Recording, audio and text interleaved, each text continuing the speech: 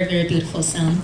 So now we're going to have our main speaker today. Her name is Michelle Steele of Moms Demand Action, a non-partisan, non-profit organization. It's a leading force in gun violence prevention. So I just exchanged a very short conversation with Michelle, and I already learned so much incredible things about her and the things that she's been doing. So I'm sure that everyone will enjoy this talk. So welcome, Michelle, please.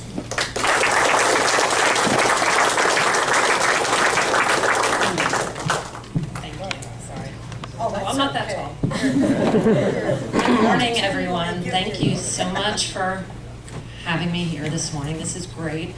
I didn't even know about this, so I'm so glad I was invited. And I do think my talk will dovetail perfectly with Lou's discussion of desensitization and comfortably numb. Moms Demand Action was started the day after Sandy Hook, when a stay-at-home mom of 5 just couldn't take it anymore and said, we don't have to live like this. We don't just have to say, oh, that's just another thing that's happened. We can respond. And so she started Moms Demand Action. It is sort of loosely based on Mothers Against Drunk Driving, which was impactful in reducing deaths in our country from drunk drivers. And so a lot of people say, really, do you think you can reduce deaths from gun violence? And we say, absolutely. It's a marathon. It's not a sprint. It took mad decades to see, change, and we're 3 years old and we've already seen some change. So we are committed to this.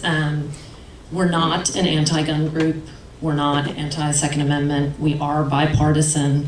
We have Democrats, we have Republicans, we have gun owners, we have hunters, we have, law enforcement among our ranks. So we truly are about sensible gun legislation and reducing the number of 33,000 deaths a year in our country from gun violence.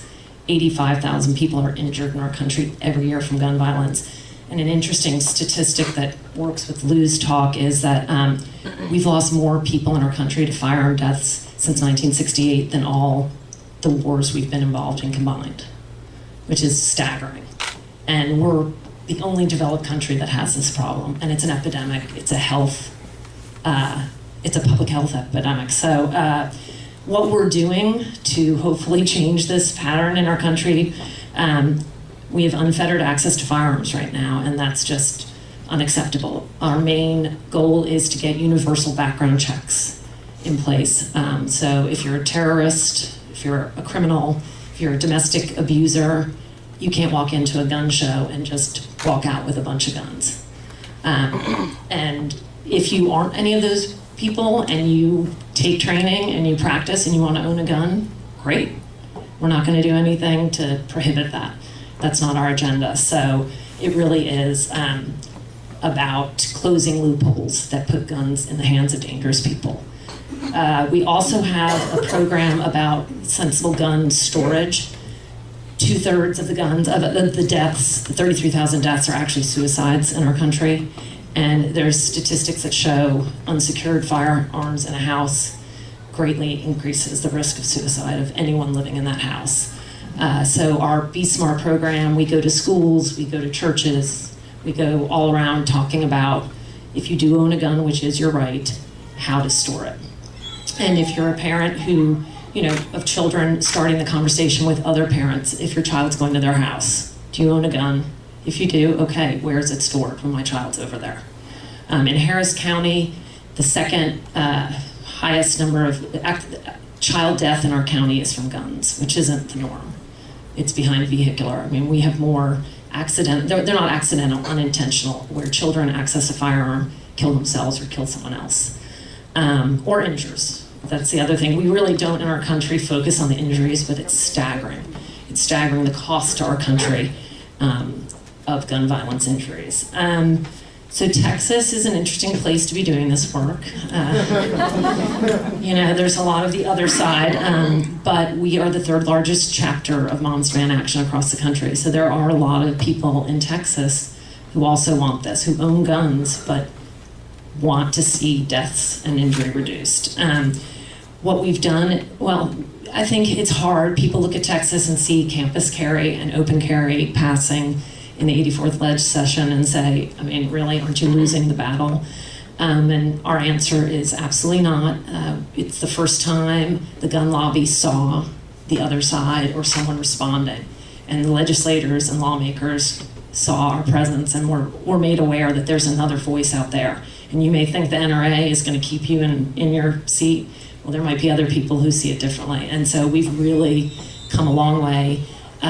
Campus carry was actually supposed to be open campus carry, and we got enough lawmakers to say that's ridiculous to be going to class and just have people out and about. So that was a success.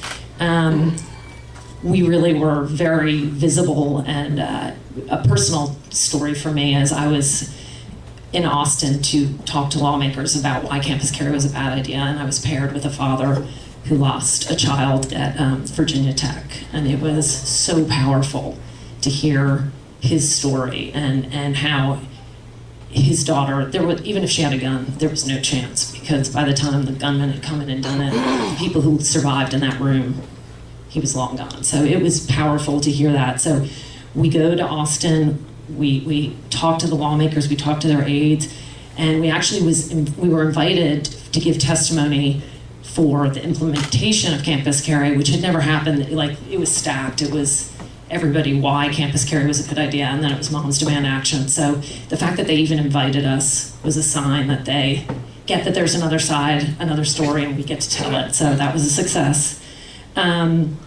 Coming up, we also actually work with the business community, and we continue to do so. I don't know if you guys have been out and about and you see the 3006 or 3007 signs that are massive and onerous and hideous. And business owners are really put in a tough place. And so we've been working with them to the restaurants and businesses that do post, we create a list, and that way people who want to go out to dinner and not see open carry can see where it is prohibited, and then they know they can go with their children and enjoy a dinner. We did some grassroots stuff with that. We had talked to Trader Joe's, and they said, no, we don't want to get political, we don't want to post, we don't want to get involved. And so we sort of mobilized moms across the state, called, showed up, emailed, tweeted, went to called their corporate headquarters in California, and in 8 hours, we hammered them so hard that night they put up signs in every Trader Joe's across the state. So it was that kind of grassroots saying, yeah, it was great. And we had another thing where one of our members was eating at Jerry Built, which is, I don't know if you all know, a hamburger joint, and someone was open carrying, and her daughter got really upset and was freaked out and didn't know what to do. And so moms tweeted, called them, and he said, come in and talk to me. I want to hear, because I don't want to get political. I don't want to make anyone mad. That's the tough thing for the businesses. And we sat down, we gave our story, and he had the signs made and put them up. So we're working with the business community going forward in the next ledge session for simplified signage, where you don't need to post two massive signs that are hideous, and especially if you're a small business, you don't have the window space to have a small sign that just says either open carry or concealed carry is not allowed on my premises. So we're working with them. We're also working in the 2017 legislative session to fight what is going to be introduced. And from what we can tell and hear, the push is going to be for permitless carry in Texas, which just passed in Missouri, which means you don't have to have a license, you don't have to have any training, you don't have to have anything, you just get a gun. And guns everywhere. They are pushing for guns in bars, stadiums, they want energy to allow guns, and K through 12 schools are their main thing. So that's what we have to be, the voice that says, we're not anti-gun, but guns everywhere, this normalization and telling our children, I was talking to someone, she said, how do we tell our children who are now learning active shooter drills in preschool about how to stand on the toilet when you're in the bathroom of an active shooter there so they don't think anyone's there, how to barricade the door to 3 and 4-year-olds. How do we then say you go to a restaurant and the guy who walks in with a gun is a good guy? So telling children how to discern the good guy with a gun versus the guy who's about to open fire and kill you, it's not doable.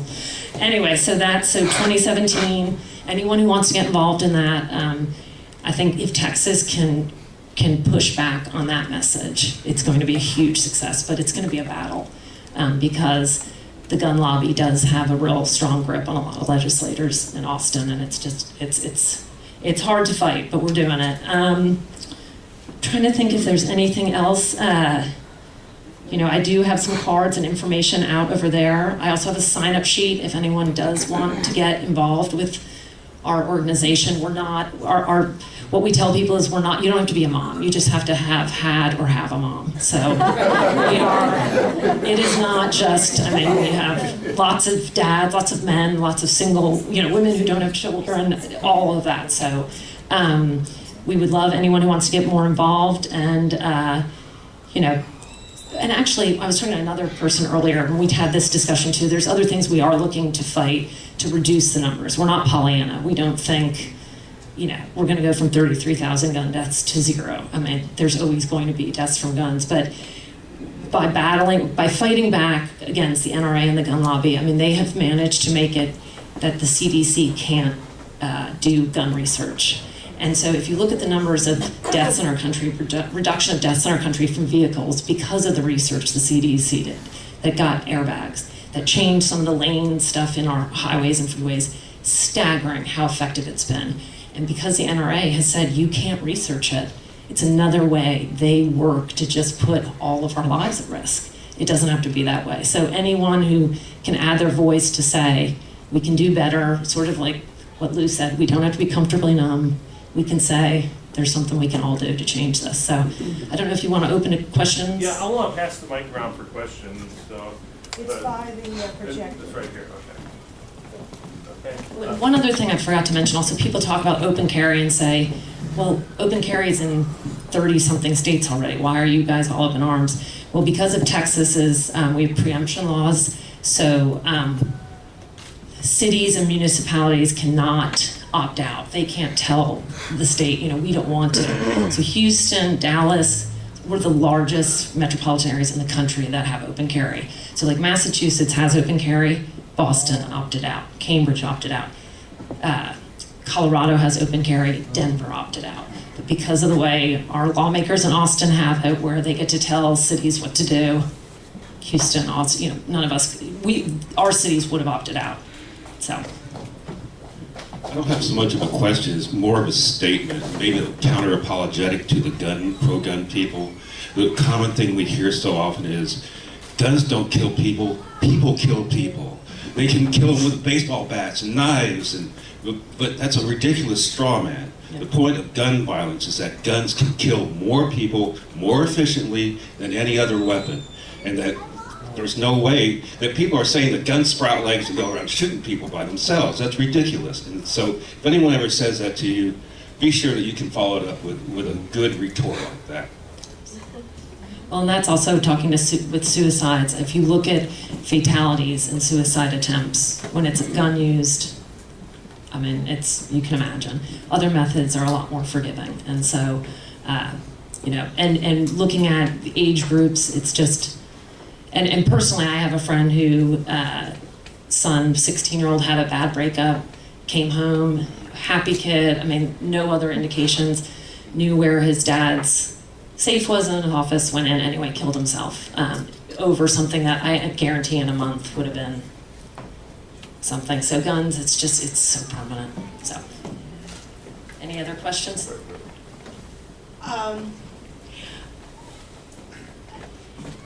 Parents who don't secure their firearms and the children get into them. My impression is that there's very little prosecution of whatever the laws are that should maybe getting their attention. So what is MDA, what is the organization's position on that, or what should be happening? It's sympathy, right? But it's definitely, they've suffered enough kind of argument. Absolutely, that is something we are trying to push, that if an adult leaves an unsecured weapon and a child is injured, killed, or kills someone else, that adult should be prosecuted. If you look at the statistics, it rarely happens. When it does, it's usually a person of color. The standards are very different depending on your skin color. We're also looking at other methods of, with MAD, I don't know, I just remember they would have people who were drunk driving and killed someone. that part of their sentencing was that they'd have to go to schools and talk about their experience and educate kids on the effects. And it was very effective, and a few people we've talked to who had to do that say it saved their lives and they hope it saved others, but having to talk about it and so we're looking at if prosecutors don't want to put a parent, if let's say there's other children in the house and it would be really difficult for the family, they don't want to put them behind bars, making them do a creative sentencing where you have to go out and talk about why your unsecure weapon destroyed, killed it. And I mean, the numbers, I don't have it on hand, but the numbers of toddlers that have killed in our country, I mean, dogs have stepped on guns and accidentally killed people in our country. I mean, it's ridiculous. So, and we really do, I mean, it's also the normalization of the conversation of, if people are very uncomfortable asking, do you own a gun or whatever, and saying that that's what's got to change. If your child's going to someone's house, absolutely ask the question. I mean, you're going to ask them if your child's little, if they're going to have a car seat for them. I mean, car seats are another thing where we've drastically reduced deaths of children, and that took the CDC saying a kid in this kind of, and there's just so many ways we can change that number. We have one over here. I've always been confused by religion and guns. Have you sought help from the religious community at all, or?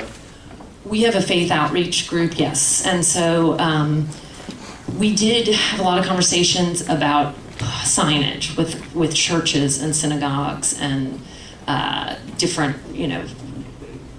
houses of worship. And the majority posted 3006 and 3007. Some didn't. It was interesting what their reasons were, but it would usually end up there were enough members of the congregation who felt strongly that shouldn't tell. So we are actively engaging. There's a movie called I'm not going to remember the name of it. It's about a pro-life pastor who decided he had to speak up about gun violence because it was not pro-life. So if he was going to be pro-life about choice and all that, he had to speak up about guns being not pro-life. So I'll look up the name of the movie and maybe get back to it, but it's been very powerful in religious communities to say that you need to speak up about gun violence. Yeah, if you find the link, to the movie, send it, and we'll post it in our private group. I'm going to do about 3 more. We have Jeff, and then I see a hand over there, and then back to Ed. Hello, I used to teach in the prison system, and I taught about guns and stuff. I said, like, if you kill somebody, if you steal something, you can always give it back. But if you kill somebody, there's nothing you can do about it. And I wrote a song about that. You can kind of hear it said around, but there's nothing you can do. There's a whole ripple effect that goes through the whole community. And when somebody dies, like of cancer or something, that's somewhat sad. But if somebody dies of gun violence, it's a whole different thing. I mean, it can drive relatives actually absolutely insane how this needless thing happened. Thank you. Well, we have a survivor network too that's growing and one of our priorities, and the strength they get from meeting each other, but also when if I had one of them here to speak to you, we have a woman named Calandrian her son George got in an argument with some boys, and one pulled out a gun and shot him, and it was just devastating, and the only thing that keeps her alive is coming out and talking about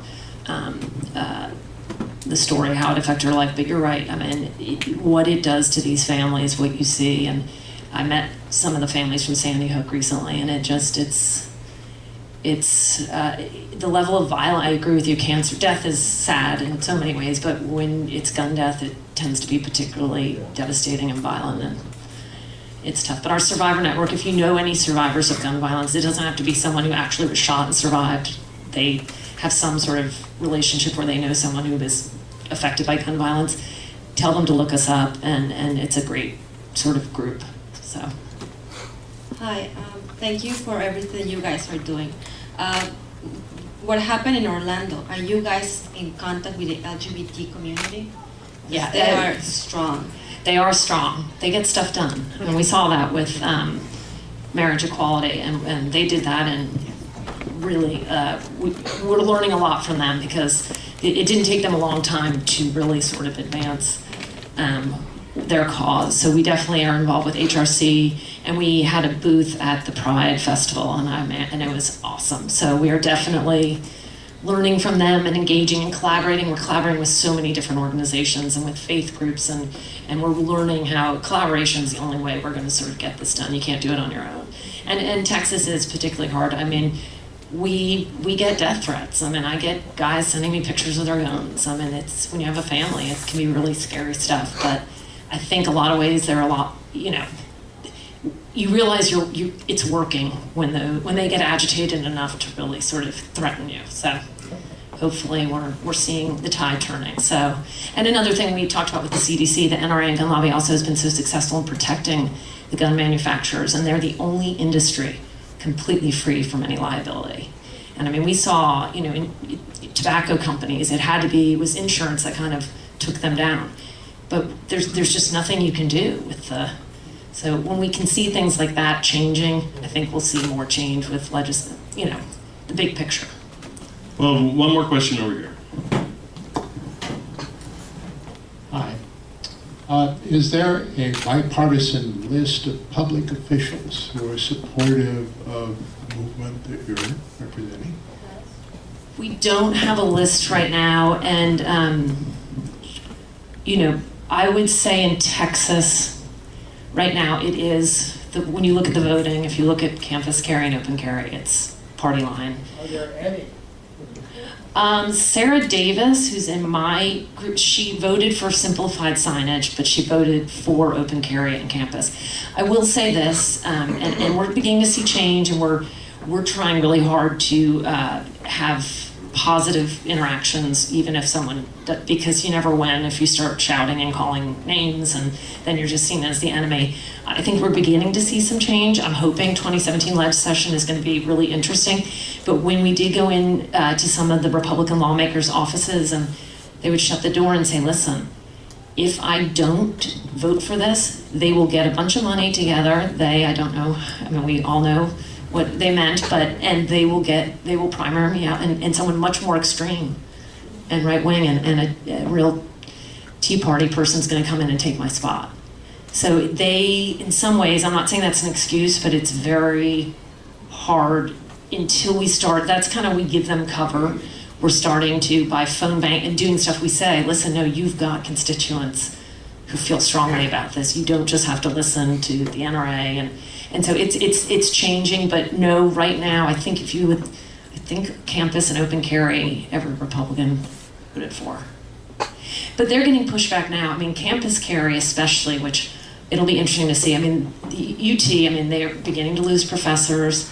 I think there's some, that out-of-state applications are going down because people who live out of state won't even consider sending their child to a school where kids are armed in the classroom.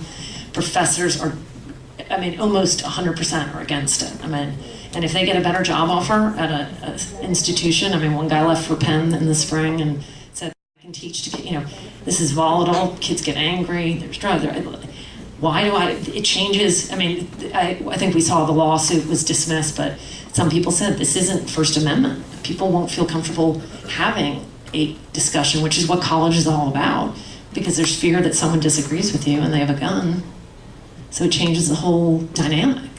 So it's not even that anyone thinks they might die, it's the fear, the intimidation, all that it's a ripple effect, as someone said. It may not even be, but it's another thing we're looking at. We have been partnering with the medical community, and exciting thing is that the newly elected head of the American Academy of Pediatrics is a Houston guy. He's fabulous, Dr. Fernando Stein at Texas Children's, and he says his number one goal is to reduce the toxic stress of gun violence on our children. And it doesn't even have to be that you know anyone or saw anyone die. It's lockdown drills or seeing the news about it's having an effect on our children. So. Thank you so much for being here today, and thanks for the work of monitoring that.